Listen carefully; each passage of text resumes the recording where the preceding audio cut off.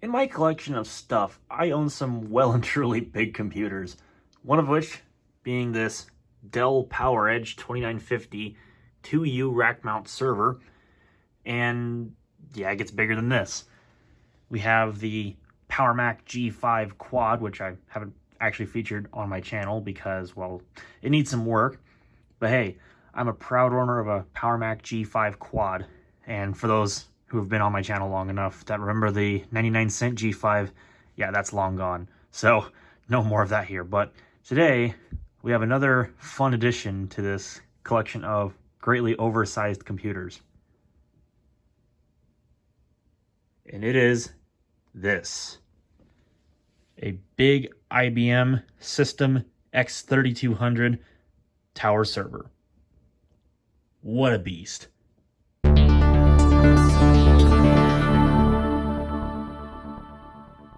I think for the moment, let's leave the PowerMac G5 in frame so we can get a bit of an idea as to how big this machine really is.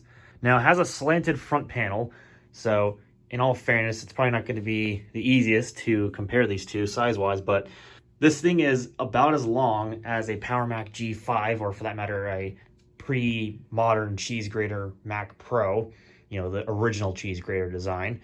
And I'd probably say they're about as wide, being roughly maybe a floor tile wide. Of course, the IBM does not have handles, unlike the PowerMac, so it makes it a little more difficult to carry, but of course then you have standard expansion on the front, and you have a mix of PCI and PCI Express on the back for expansion. And well, obviously this isn't really a workstation, this is more of a server, but whatever. I don't know where I was going with that, but I digress. So let's get these two out of the picture and let's take a look at this IBM. All right, so let's take a look at this true behemoth of a system from 2006.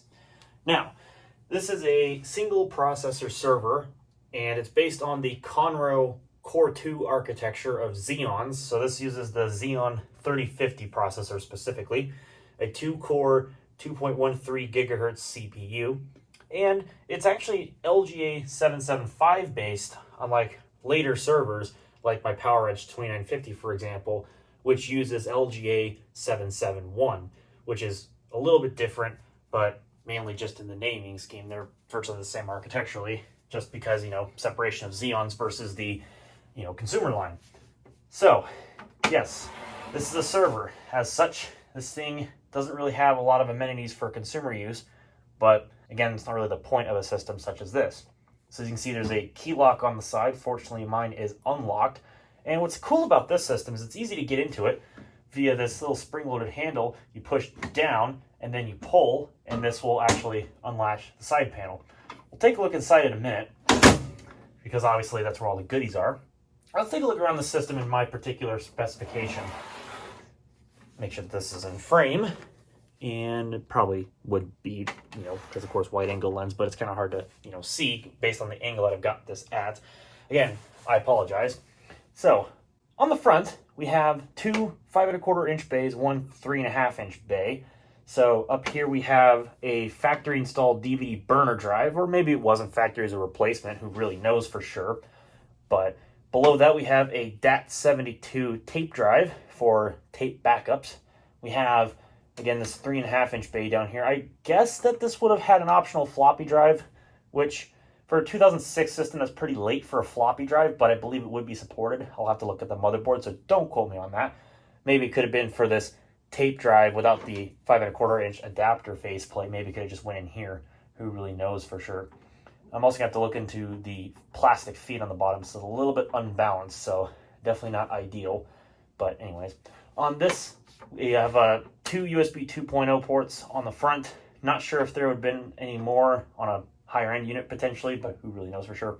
And what's really cool is you can get easy access underneath this front plate here. Well, it's plastic, it's not really metal, but it's got a nice mesh pattern, which makes it look pretty neat. And there's a blue button on the side. If you press that, you can then hinge this down and pull it off, and you'll have easy access underneath to the hard drives. Now this holds 4 hard drives. In this particular instance, this has a SAS backplane, and it has two 73 gigabyte, 15,000 RPM SAS hard drives in it. I believe these are factory original. and they're hot swappable to my knowledge. They're easily removable via this little blue switch on the inside of the caddy, and then you can just pull the drive out, and it comes out on a little sled. And here's the hard drive. This is a eServer X Series IBM hard drive, certified reutilized part. Again, 73 gig, 15,000 RPM SAS drive. And there's also, in this particular instance too, a second 73 gig, 15,000 RPM hard drive. This one, I'm not sure if this is the original or what this machine would have shipped with when it was new. Actually, no, this looks to be a much newer drive. This one was actually manufactured on the 20th of March 2013. This is a rebadged Seagate drive in this instance. Again, 73 gig, 15,000 RPM. So I'm not sure if that was a later replacement. Obviously, it had to come from something, or maybe it was a warranty replacement from IBM. Would have been very late, but I honestly don't know the story of the system. I actually want to know what the other drive was as far as make and model is concerned, because usually they're labeled as such. Yeah, this one is also a replacement. This was manufactured the 26th of May 2009. This one looks to be a Hitachi drive, and it also kind of looks like a Hitachi drive too, just based on the top cover of the hard drive itself. So that would make sense. And there would be options for fans you could put in the front panel here, and I would guess in some cases you could probably put filters in this, so you'd have filtered air coming into the case. It would make sense in that instance if you did have fans. This has no fans on the front, so there's no filters if there even was any. So there you go. And on the front, in typical IBM fashion, you do have a product ID, and in this case, this is the 43635FU. So this is the Type-4363 of the System x3200. There are newer versions of this particular system. Most notably, I think there's an M2 and an M3.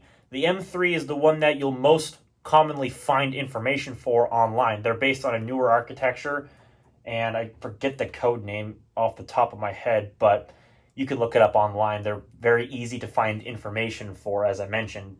But the M3s are the most common. This is the oldest, as I mentioned, being based on Conroe or Core 2. This is a 2006 based unit, so it's quite dated by today's standards, but it's still very cool looking. I mean, look at this IBM aesthetic. This was IBM in its full glory back in 2006 before Lenovo took over. In fact, that actually makes me wonder if there's any kind of Lenovo on this system anywhere, because I know Lenovo started shoving their name in things about 2006 when they started buying out IBM's computer division, most notably ThinkPads.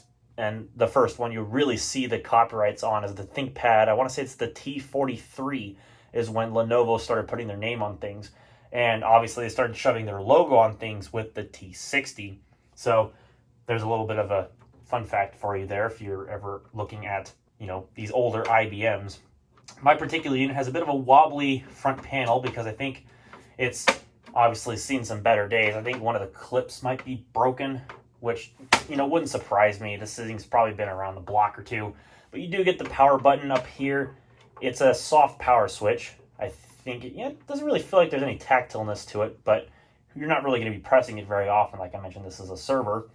Power lights right here. You have a hard disk access light there, and you also have a failure light right there for any kind of system failure. I believe this has some kind of an interface for like consoling in, either via the management port on the back, which is RJ45, and I believe console. There's two serial ports, but I don't believe the console acts as one. Don't quote me on that. I'm not too familiar with this sort of architecture of IBM systems. So please, if I make a mistake, don't bash on me too hard in the comment section. I know people have been pretty rude about that sort of stuff, so please, if I'm not familiar with something, please don't call me lazy or something for looking or refusing to look something up, okay? I don't always go into these videos prepared. That's not entirely my fault. That's just me not having enough time to prepare for these videos. I'm a busy college student, so please cut me some slack. I appreciate it. So let's spin this around to the back. There's nothing on the right-hand side of the machine that's worth talking about. It's just a side panel. Really, it's just an extension of the case. So hopefully you guys can see this. I know it's a little bit small once again, but there's not really too much that I can do without going into freehand camera style and it potentially becomes shaky and unviewable. So I'm trying to do the best that I can. So I apologize if you can't really see much. I'm trying my best. Actually, you know what? Let me see if I can reframe this to the best of my ability, so that way you can get a little bit lower. You might be able to see a little bit better without looking at all this door and wall. So jump cut. Okay, that actually looks quite a bit better. So hopefully you all appreciate that I actually took the time to do that, because this was not easy to mount this thing.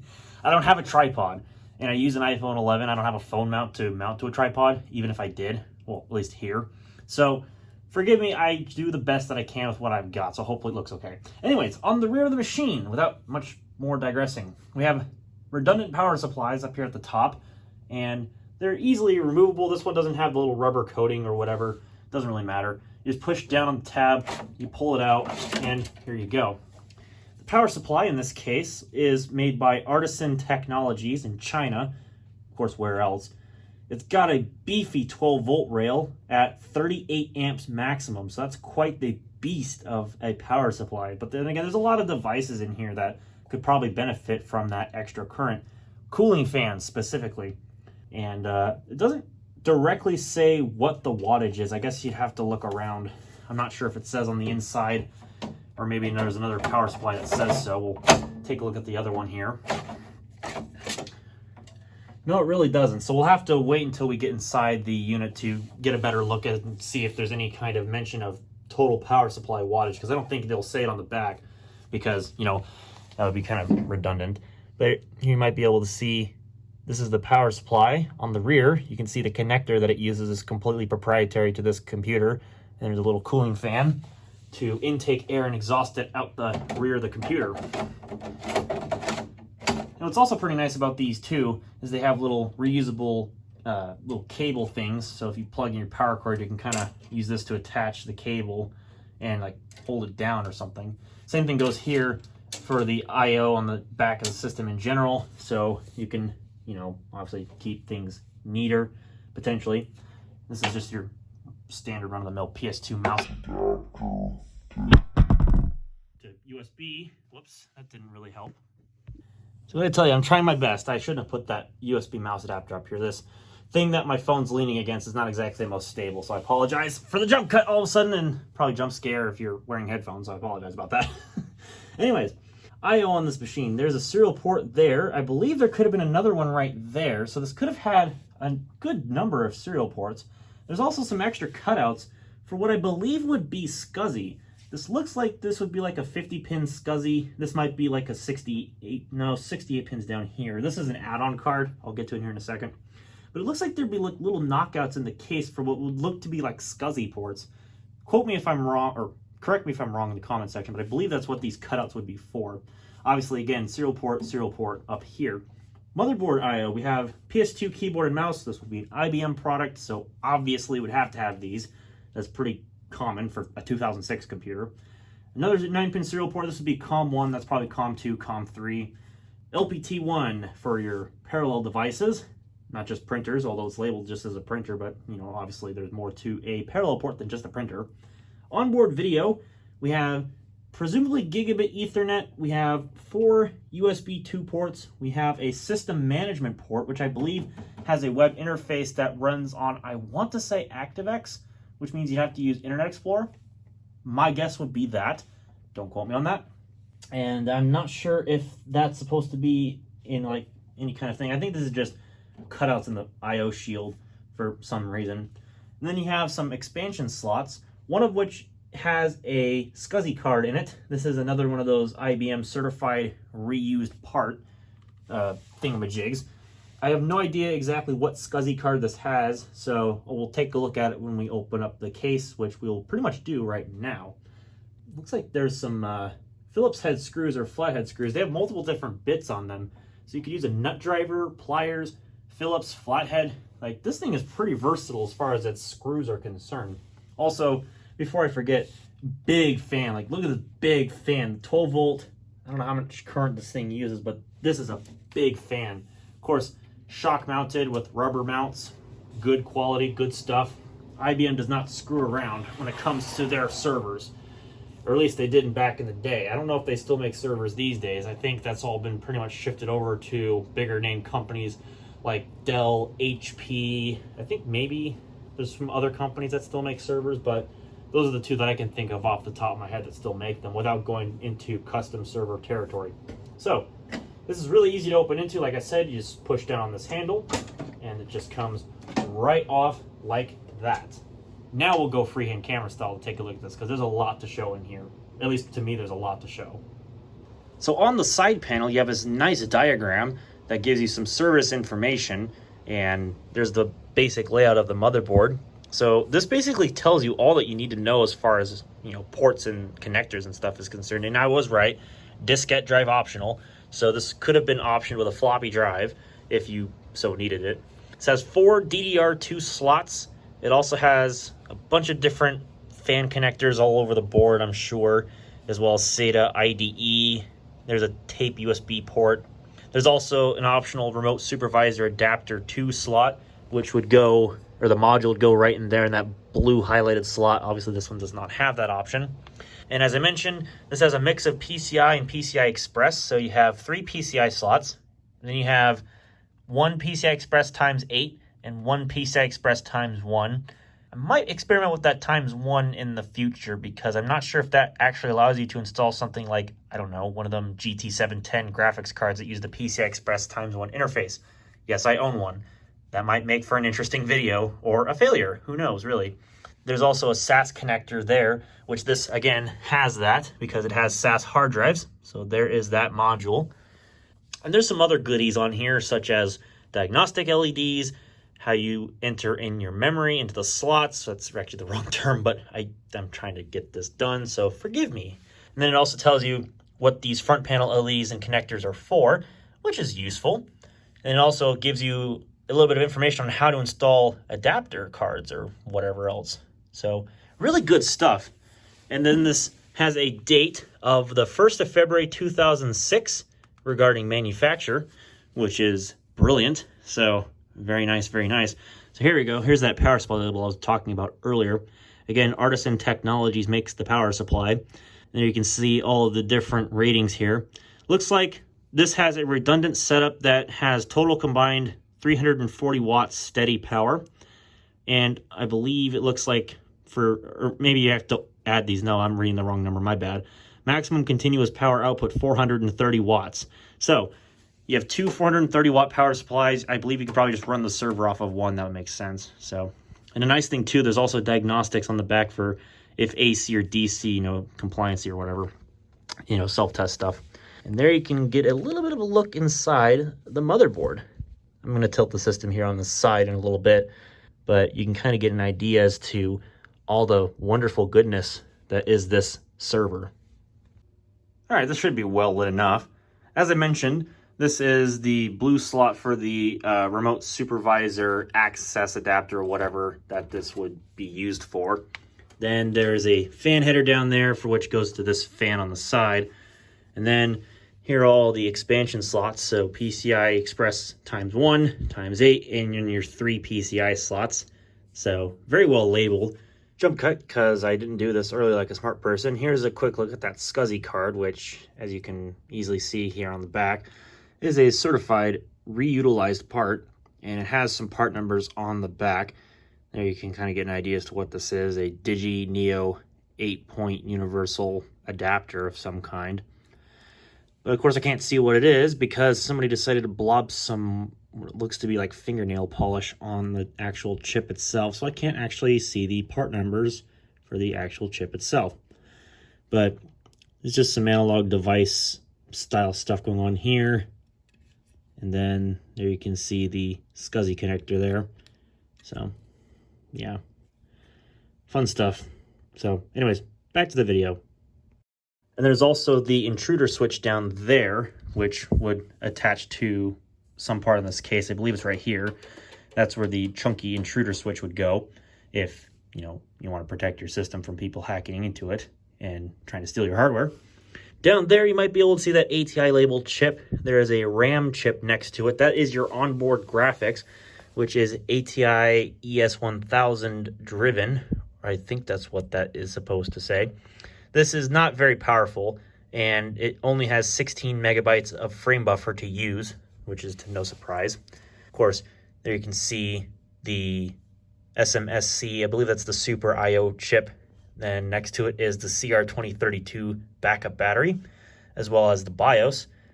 And then I believe over here is the BMC on the motherboard. Then there is an Intel chip. What is that? The NH82801GR, my bad. I can't read that. It's a little bit hard to read in this lighting, so I apologize. There you can see your 4 serial ATA connectors on the board. And then, of course, there is the SAS controller. It's an LSI-based one. LSI SAS 1064E, if I'm not mistaken. That's what's on that ARM processor. And, of course, that U303 is most likely either RAM or like non-volatile RAM or something like that. You know, something where it can store its configuration for the RAID and stuff. And then that's the connector that would connect to the drives on the front and those sleds.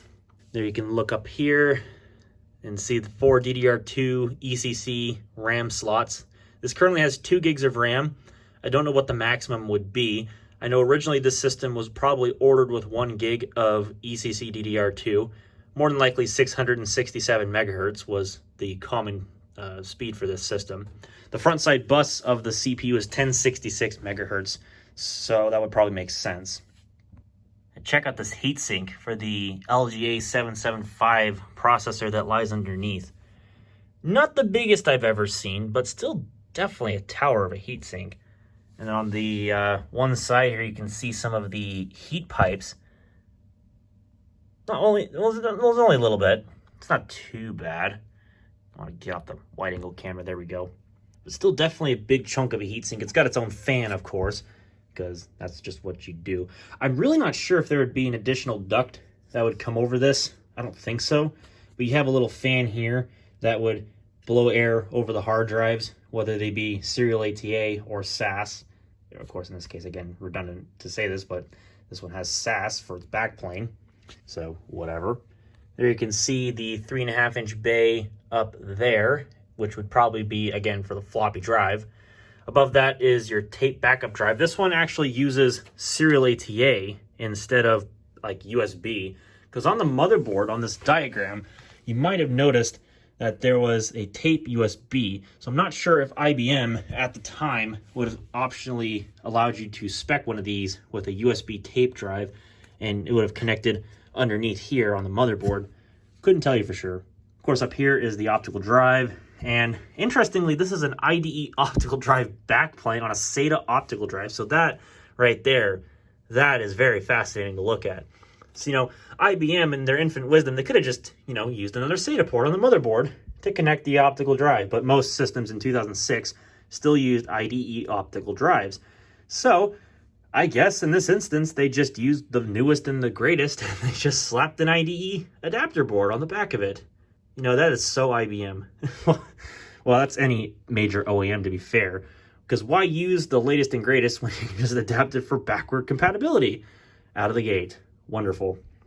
In fact, I don't even know if that came that way, because I could be wrong, but most likely that would have shipped, or this whole system would have shipped new with an IDE optical drive, and I guess whatever this replacement is, they probably just had to stick the adapter on there for compatibility reasons. Maybe.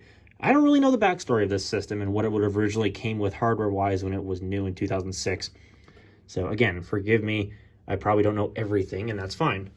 Here you can see the cable on the motherboard going up to the serial port, and there's another fan connector there. What's nice is the motherboard also labels which ports are where, which is very useful. There you can look down there on the board. Also, there is a Broadcom chip for the onboard LAN. I can't really tell, but it's probably just gigabit, nothing fancy. And that's really all there is to say. There's a little cage here on the back for which I believe full-size cards could just rest on the back of the system. So that's nice that IBM accommodated that.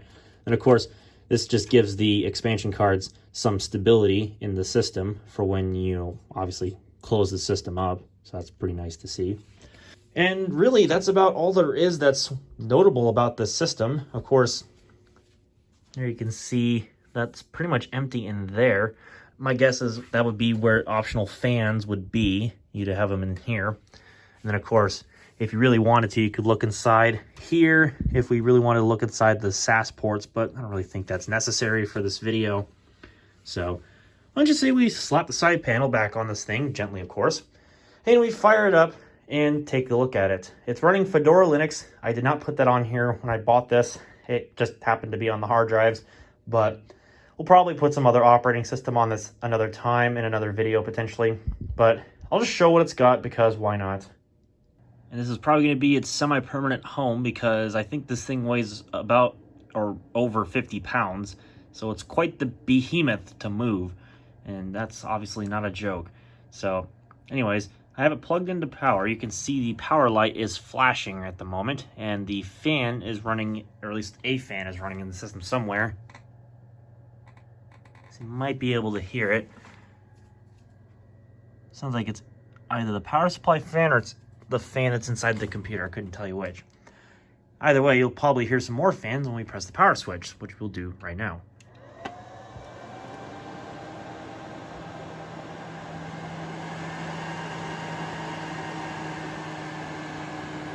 And that's about as loud as it ever gets. It's really not that loud of a system. My apologies about the off-center camera. Not much I can really do there because of the monitor placement, but here you can see the BIOS. This is obviously the System x3200 BIOS, copyright 2006, Xeon CPU 3050, and 2 gigs of RAM. As you probably can't hear, but it's initializing the hard drives right now. You can see the LSI Logic BIOS. It should show the configuration any second now. Yep, there you can see the RAID. You can see it's complaining now that obviously, well, it would have complained. There it goes. This monitor has a really slow time to initialize the actual monitor, so it's kind of whatever. There you can see I've manually stopped it, but here you can see the bootloader for Fedora Linux 32. This is obviously the 64-bit version, so Linux kernel 5.16, and there is a backup version which uses a slightly different kernel version. So as far as I know, it should just boot the newer one. So we're going to go ahead and let that do its thing. The previous owner put this on here as he was tinkering with it. He's a bit of a Linux nerd. Can't say I blame him. You know, I'd like to be one someday, but I just don't know enough about Linux to really get into these more complex versions of the OS, such as like Manjaro and, you know, likewise. Let's go see if we can hear the hard drives. I'll actually turn the camera off and we'll go switch around.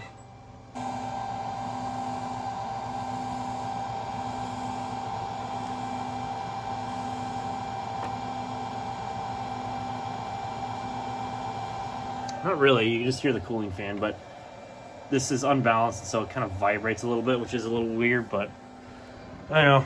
Old system, what can you do? Hopefully any second now we should see the Fedora splash screen, or the lack of a splash screen. This is very similar to the boot screen used in Ubuntu 2004 LTS, if anybody knows what I'm talking about, since they both use the GNOME desktop, or at least by default they do. But this is the boot screen that Fedora uses in this instance. Mine was actually reconfigured to use the LXQT desktop environment as opposed to GNOME, which is probably good because this only has, like I mentioned, 2 gigabytes of RAM, so there's not a heck of a lot there for the system to actually make use of. So it's probably good in that instance. So here you can see we are booted up. My keyboard isn't recognized. I have no idea if my keyboard is actually recognized because I just plugged in some random USB keyboard, you know, this one of these Logitech things, and so I don't know if it is actually working or not. It doesn't see my trackpad, so that's a good sign. Let me see if swapping around USB ports will actually fix that, because I don't know if this keyboard is even compatible with the system. I just tried it, because if I need to plug in PS2 peripherals, I'll do that, but since this takes quite a while to start up, I'm going to try to avoid doing that unless I have to. So I'm going to try using the rear USB ports real quick, and let me see if that makes any difference as far as you know, getting this thing going. So let me see. No, it doesn't really seem like it. At least the trackpad isn't working. Is the keyboard working? Yeah, the keyboard works. So that's a good sign. I guess in that instance, you don't really need to have the mouse. You're just typing in your password, and obviously root has no password in this instance, for better or worse. Probably not going to keep this install on here because obviously don't really need to. But interestingly, it is not finding my mouse. Again, I don't know if that's just a quirk with this desktop environment or the OS. Oh, here it is. Here it is. Okay, so there we go. So here we are in the desktop environment. I have no idea if it's actually still loading. Let me go check the hard drive indicators at the front. Let me go see. No, it appears like it's fully started up, or at least that's what I can see. So let's go ahead and see if we can find like a menu here. Everything's kind of a bit weird, but I can't say I blame this stuff being weird because, let's just face it, this is probably not a supported display adapter. But here you can kind of see it's a very lightweight configuration in this instance. So you have your file manager, disks, file search, your archiver tool thing. We have Falcon, which is I think it's a fork of Firefox if I'm not mistaken. And then you got a VNC viewer. So if you ever had like a VNC client, you could then remote into this, which is probably a good thing. And then terminal and a troubleshooter of some kind. I don't have this connected to the network right now, and probably for good reason, because I don't know what's on this thing, if anything is like running in the background, which I highly doubt that somebody doing this would do that, especially if they know Linux. They probably wouldn't do that intentionally, just to spoof people, but what do I know, right? But this is just your standard clean Fedora installation. I'm not too familiar, like I said, with these other versions of Linux other than like the Ubuntu derivatives. Those are what I'm most comfortable with, and even then I'm not really too Linux snazzy, so forgive me. I'd probably be more comfortable putting something like Debian on this if I wanted a lighter weight experience, but I digress. So see if there's like a generalized preferences thing. We'll just hop into that real quick. If not, well then I'll see if there's something else. But anyways, I suppose that everything's just probably in here for the sake of being in here, because otherwise there's no point in showing this, because LXQT can be found in something like Ubuntu 2004 if you ever wanted to go and look at that real quick. This is version 0.14.1, basically the successor to LXDE in a way. I doubt if I go into terminal it's going to have NeoFetch installed, because I think you have to install that manually. Oh, look at that. Oh, that is a slow frame buffer. Well, that's a shocker to nobody, absolutely. Let's see. Is there a NeoFetch on this? No, it is not installed. I'm not surprised, because I didn't think there would be one. And I'm not going to bother installing one because, as I said, it's not connected to the network. I'm not intending on connecting it to the network because I don't really trust installs from other places. That's just my preference. But I suppose we'll take a look at Falcon real quick because it's something to demonstrate here. So anyways, we'll go ahead and... oh yeah, there's a cached website here. And then it also looks like there's a local host page. But I'm not sure if that's something on the guy's network or what. But it was configured last to, obviously, something. Now you can see this would be the website that would show up as... Fedora's website. Obviously, it doesn't load because it's not connected to the internet for obvious reasons. And then it looks like it's loading a cached version of the Red Hat website. Of course, Fedora, for those who don't know, is based on Red Hat Linux. So there you go. There's a little bit of a tidbit for the day. This must be more of a privacy-oriented fork of a web browser because it's got DuckDuckGo as the default search engine. It looks like it has an ad blocker. Yeah, it's just ad block. But here you can see, here's the Falcon web browser. Yep, I was correct. This is based on some fork of Mozilla or something of that nature. Maybe not, but these are the identifiers for which the web browser would look like online. It's a pretty out-of-date version, but then again, I suppose this is only here just, to get the machine up and running. Or maybe this is, something else. I'm not too familiar with the Falcon web browser, but I digress anyways. So, there you go. There's at least a program demonstrated, for better or worse. Of course, you can right-click and you get access to the menu as well. Basically the same thing. If you hit reconfigure, then I don't really think that does too much. It probably there's no direct access to changing the display background or whatever. I was almost wondering if that was actually going to be a thing, but appearance just changes the appearance of the user interface itself. So I'm almost wondering in my noob status here if there is a way to change the wallpaper. Whoops, I'm not navigating this operating system correctly. Is it under desktop? Yes, it is. Okay.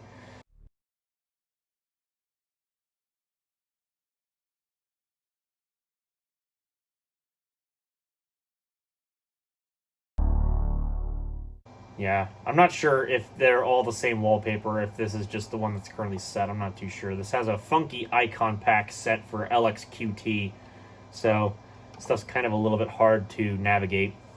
But anyways, I digress. We're going to go ahead and shut this down because there's not too much to really see in here, and there's no real point in leaving this thing screaming in the background when, you know, I don't really need it to be. So hopefully this was interesting enough. Like I said, I apologize that there's not too much in the way of being able to demonstrate anything on here. So this is kind of what I can do for the basis of this video. I'm hoping that in the future, when we reinstall an operating system on this, it'll be a little bit more interesting than what I've shown today.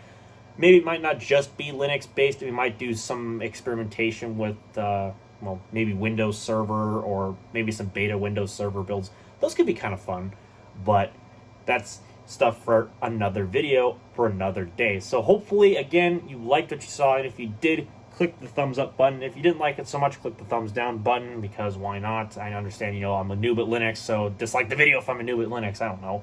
If you want to see more videos just like this one, or perhaps more interesting content, there'll be a red button down below that says subscribe. I highly recommend that you click on that just for the sake of helping out my channel, and clicking on the bell so you get notified whenever I upload new videos. And with that having been said, thank you all for watching.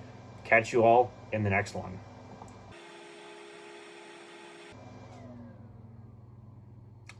Ah, the sweet sound of relief.